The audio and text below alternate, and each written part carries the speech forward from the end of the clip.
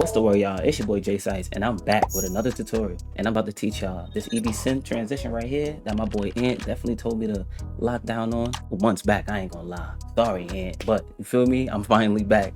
So yeah, bro, let me lock y'all in on this. I only got a 360p version of this, so just know that the quality is pretty ass, but just know we about to get right. So first of all, you need 2 clips, right? Also, I need y'all to make 3 folders, right? 3 of them. First frame, and then your transition clip, and then your export clip. Mine's already has stuff inside of them, right? So what I'm gonna do for this transition, I'm gonna just make another one.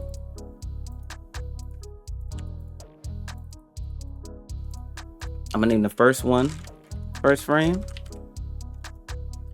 I'm gonna name the second one clip. Last one export.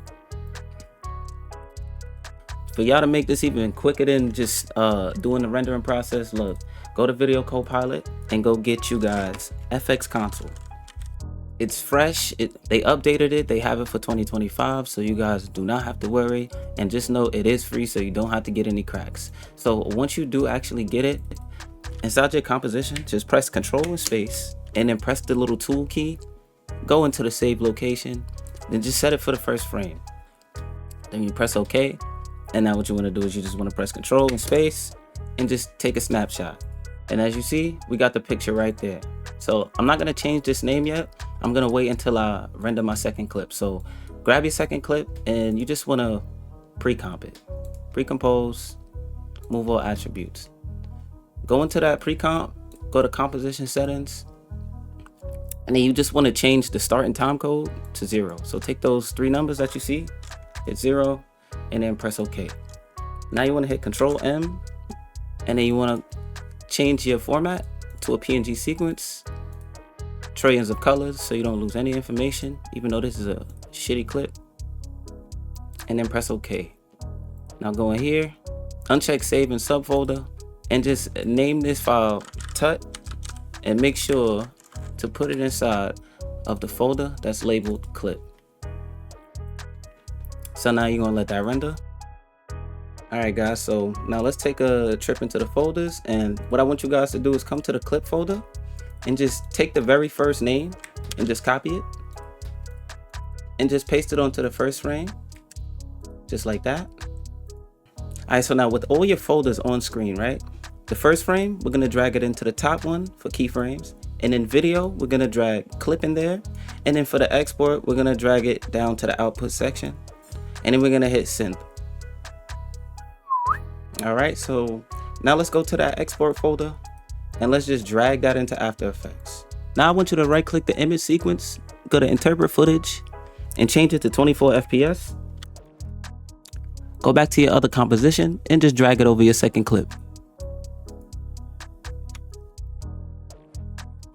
And if you want to be extremely accurate, you could do 23.976.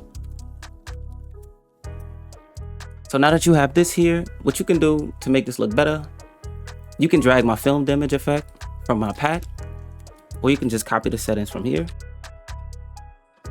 Now you can make a new solid and just drag it back until it's 1 frame. And on the EBSynth layer, you can use a few sapphire and Boris effects. I like to use the Luma dissolve transition as well as the emboss. I'm gonna show you how it looks with that on. All right, so when you add dissolve Luma, you wanna make a keyframe on the very first frame, and then towards almost the end of the clip, you wanna make it to 100%, right? But before you make it to 100%, you wanna lower the softness and make the smooth pattern like 0.1, and then just ease those keyframes. I like to keep it constant, but I wanna see how it looks before I tell you guys that. You know what I'm saying? Because it looks like it's melting off the subject. So now when I boost it all the way up to 100%, right? So when you use the emboss, I change the apply mode from normal to screen. And then I take the highlight balance and bring it down to like -64, so I could kind of match the original clip. Then I'm just gonna bring the blur down to 2.5. And I'm also gonna change the intensity to like 23. And hell yeah, so now it looks like a painting. If you want to make it look edgy, you could add an adjustment layer and throw posterized time on it. And when you add posterized time, you could make the percentage 12, but sometimes it might give you like the previous frame, you see? So just make it like 12.8 or just hold control and drag up until you see the first frame of your EBSynth composition. So now you can hit the stopwatch on frame rate and just come to almost near your other keyframe and just bring it back to 24 frames per second. And just before that keyframe hits, which I would usually place that near like a beat, so let me play this out real quick. All right, now I can add a solid and just make one little white shot over here as well.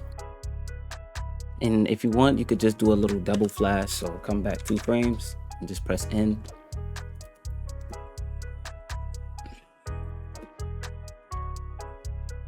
Yeah, it's bad stuff you could do with this. I'm only showing y'all like the basics, but there are some people out here using this in crazy ways and you're really not even noticing it.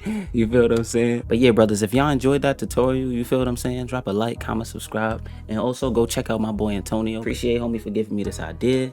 And yeah, brother. Jsitez, baby.